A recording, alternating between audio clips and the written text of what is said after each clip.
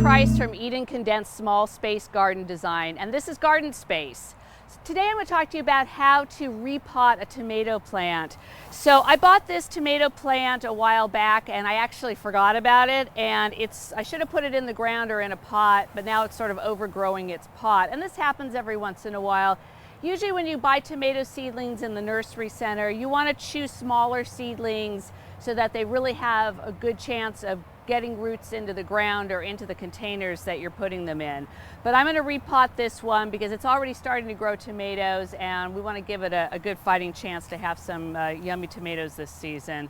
So what I want to do is prepare the pot that I'm going to put it in, and I'm just using a nursery pot. You can use these plastic pots, are great because they don't tend to dry out as much as a terracotta pot does. And I've rinsed it out because I did have another plant in here and cleaned it out really well. I've also put some organic potting soil and some organic compost in here too. And I'm going to make a nice deep hole in the middle, and then I'm going to add some organic fertilizer, a nice handful down at the bottom of my planting hole. And then I'm going to take this out. Now sometimes when these have been in the pots too long, the roots might start coming out, and it's okay to cut those roots on the bottom. This one doesn't seem so bad, and I'm going to ease it out, but you can see how root bound this one is. It's really important that we loosen up the roots, and some of the dirt falls off, that's okay. And then I want to plant this as deep as possible in here and cover up the bottom